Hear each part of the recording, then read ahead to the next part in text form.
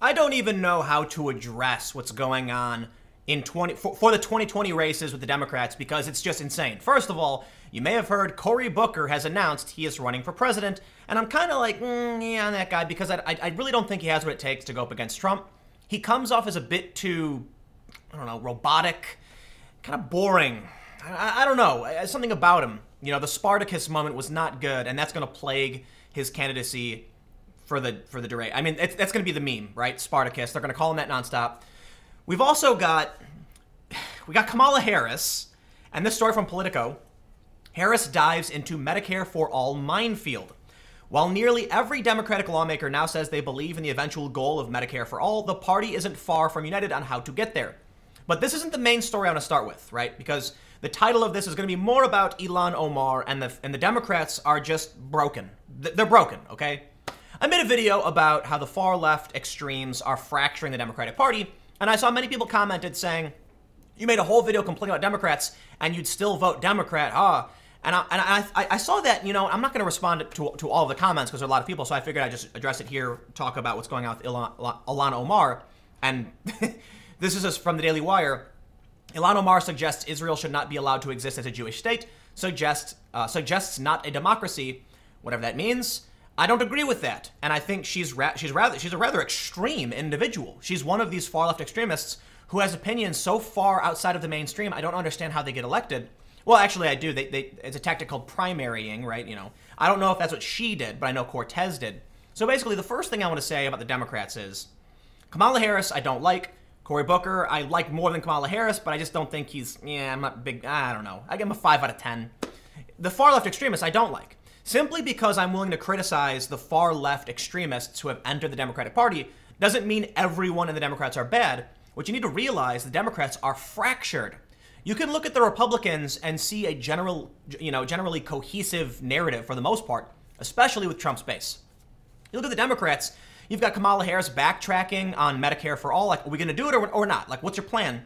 First of all, I don't think it's possible to fund. You've got Ocasio-Cortez talking about deficit spending, which is literally just keep the national debt going up indefinitely, which is no, doesn't make sense, or at least many people don't think it makes sense. You've got these people, and then you've got centrist Democrats, and then you've got Howard Schultz, former CEO of Starbucks, breaking off and saying they've gone nuts and trying to run as a centrist independent. So you've got the field of Democrats. Their ideology is fractured to an absurd degree. Okay, the Democrats, in my opinion, are no longer a party. They're a party in name only. It makes no sense. How can you have someone like Ilhan Omar, you know, ragging on? Look, I don't know if you guys remember this tweet she put out. She said that she claimed Israel hypnotized the world, and she wants Allah to awaken the people and help them see the evil doings of Israel.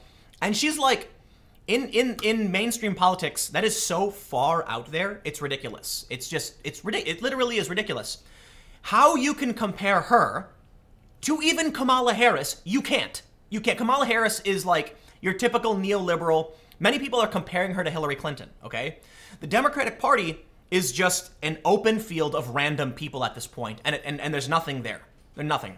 When you look at Republicans, you'll see something cohesive, like I mentioned, right? Pro-life.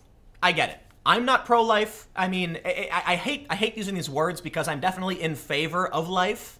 I prefer things to live, you know what I mean? But when it comes to the issue of abortion, you know, I'm not the most well-versed on it, but I'm a rather social liberal centrist, you know, in how I think this should be implemented. You know, I think it should be between the woman and their doctor, up to 20 weeks. I do not like the idea of third trimester abortion. And what we're seeing now with like the governor of Virginia and this woman in Virginia pushing this bill, which my understanding is it failed, that's so far removed from Democrats, right? I was talking to some family members about this issue, and I said, defend this. Defend the Democrats in Virginia. Like, no, seriously, like, watch this video and then tell me what you think. And ultimately, it was, oh, well, I don't agree with that. It's like, oh, hold on. You don't agree with that. Well, the Republicans are rather unified in what they agree on. The Democrats aren't. My family members, who typically all vote Democrat, are scratching their heads saying, I don't know. Is there anybody in the Democratic Party speaking out about this? The point I'm trying to bring up, I should read this story. The point that I'm trying to bring up is that there is no Democratic Party right now, okay? I don't know what Cory Booker plans to do. Okay, we'll see his platform. Kamala Harris said she wanted to she insinuated essentially get rid of private healthcare, saying get rid of all that. And then she walked back saying, oh no, we'd like to. And I'm like, I don't even know what you're campaigning on. Because the Democrats have split so far. What David Pakman said was interesting. He said, the centrist Democrats are going to pay lip service to Medicare for all to try and, reach them, but they're not going to actually want to do it. And that's an interesting point. They're going to pander. They're going to lie. And I got to bring up something else that I tweeted about the other day. It's just hilarious. Bernie Sanders tweeted about pay inequity. He was like, women get paid less than men, and Latino women get paid less than men, and black women get paid less than men. And then he said this should, pay equity for men and women should be enshrined in law. Or he said established in law. It is. I tweeted about it 3 times. three different. You've got the I forget their names, but you've got like the Fairness and Pay Act or whatever. They're trying to do something, the Paycheck Fairness Act. Basically, it is. And I don't understand why Bernie Sanders would tweet about this. I was a big fan of Bernie for a long time. But it seems like when he entered the national spotlight, he just started doing what every politician does and pander to who he thinks will vote for him, the far left. He knows, and I would say this, I am fairly confident Bernie Sanders knows that pay equality, equity, whatever, it's in law. You can't pay someone less because they're female or male. And I'm pretty sure he knows this. You can't be in government that long and not know about 3 different bills, which in different ways try to establish this law, and the repeated attempts to pass a 4th bill, okay? He must know. He must. So it just feels like he's pandering to me. Now, side note, which is actually kind of funny, Chapo Trap House subreddit took my tweet and then started making weird comments like, I said, the good news is, Bernie, it is enshrined in law. And I posted the laws. And I said, how many times do we have to explain this? And then they claimed that I was saying just because it's in law, it can't ever be done. When in reality, I was addressing Bernie calling for a law making it illegal to discriminate against women. I wasn't saying people aren't discriminating against women. I was just saying it's a law, plain and simple. Well, let's read what's going on with Ilhan Omar. And I've read through the story a little bit. I do think the Daily Wire is being fairly biased. But I got to admit, Ilhan is an extremist, straight up. And I'm not saying extremist in the sense like, we think of the worst in the world. I'm saying in terms, I'll call her a fringe far leftist. Maybe extremist isn't the right way to frame it.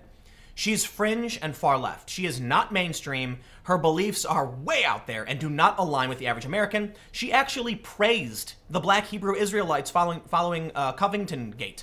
Okay, so it's like, I should read the story, but I'm really frustrated right now because for the most part, I want a pro-choice candidate. I believe that we can have government programs. I believe, here's what I'd like to see. A Democrat who says social programs work. We got to weed out the corruption. We got to stop people from abusing the system. How can we figure that out? I'm like, oh, I like that. I like the sound of that.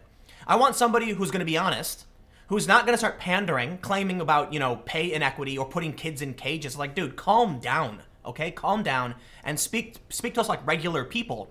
But all they're doing is pandering. And with a fractured Democratic Party, that's all they can do. How do you, look, the people who voted for Ilhan Omar, the people who support her, how do you convince them to vote for a Democratic candidate to beat Trump?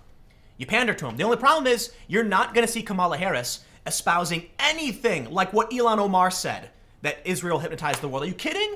I guarantee you there will be no Democrats doing this. In fact, Kamala Harris, my understanding is she spoke at AIPAC, which is an Israeli special interest group. All of the big candidates always speak there, and she spoke there and talked about in defense of Israel. Let me ask you this. How can you call this a party when you have someone like, Kamala Harris and many other Democrats who've supported Israel and speak at AIPAC, and then contrast it with this Democrat, air quotes, who has said this? They say, Omar has increasingly come under fire over her anti-Semitic beliefs, which date back years. Omar, who also spread homophobic conspiracy theories about Senator Lindsey Graham, defended her anti-Semitic tweet in an interview earlier this month, saying, those were the only words I could think about expressing at the moment. In a subsequent interview on CNN, Omar again defended her anti-Semitism, saying that she did not know her comments would be so offensive to Jewish Americans. So let's think about this. She didn't know it would be offensive. And a lot of people didn't know what they did would be offensive. There was a story yesterday about a guy who demanded a bar remove a picture of coal miners who had soot on their face because he said, you know what, it looked too much like blackface. Well, they didn't know that would be offensive. You've got this individual, Ilhan Omar, who is saying things that are extreme, that don't make sense to the average American, and she's standing next to other people in the Democratic Party who are at ridiculous odds with these. Like, I would say almost every Democrat would disagree with her, except for the fringe far leftists and other people who have said these things. So, you know what? I don't want to read through, all of it.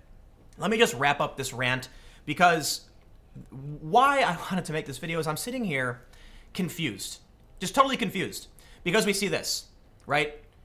They say in the caption, like many of her fellow 2020 hopefuls, Kamala Harris is appealing to both camps, co-sponsoring both full Medicare for all and variations on Medicare for more. Kamala Harris is so fractured in what she's supporting because there's no party. They're offering everybody these pie-in-the-sky solutions to things that aren't possible. And because you've got this new wave of far-left progressives who are saying just deficit spend, if she doesn't pander to them, she loses them. The Democrats are just, I can't see them winning at all. And this is something I've been talking about for weeks, that the far left has been splitting the Democrats to such a degree, or I should say the Democratic Party has been falling apart at the seams to such a degree, I don't see them forming a coalition that can beat any Republican. I really don't. I'd like to see what Cory Booker is going to campaign on. I would. Because I would lean slightly towards voting for someone like Cory Booker, but I kind of just, I wouldn't vote for Kamala Harris. I would maybe vote for Booker, but it really depends on what he comes out with. I think he's done too much pandering too, and I really just hate all of it. Bernie is probably as close as I would get to voting. We'll see what happens, okay? And I'll just say it right now, because people are saying, oh, Tim, you rag on the Democrats all day, but you're still talking about voting for a Democrat. Yeah, because look, just because the party has fallen apart and barely exists at this point, doesn't mean I still don't find more of my values reflected in more individuals that are associated with the Democrats. But I'll point out, I would only vote on principle. I won't vote on party, and I won't vote to, own the cons, and I won't vote because orange man bad. If they can't come together with a plan that is beyond they don't like Trump, I'm sorry, I don't care. Like, you got to come out with solutions. The economy is doing better than ever. We got a new jobs report, doing better than ever. Great. Okay. Why should I listen to you now, right? Trump's going to do his thing, plain and simple. Can you present to me an idea, a strategy, a solution to what's going on in this country that you think would make it better? Identify the problems, tell me how you're going to fix them. Otherwise, I don't want to hear it. And basically what they're running on is pie in the sky things that make no sense and orange man bad. Sorry, you got to do better than that. So anyway, it's a rant. It wasn't as cohesive as many of the things I do, but I had to rant about the Democrats because I'm just feeling it, I just had that in me, and I'm looking at these stories like, you know what? I got another video coming up at 4 p.m. Vice just laid off more employees than BuzzFeed did. That'll be at 4 p.m. youtube.com/Timcast. I'll see you then.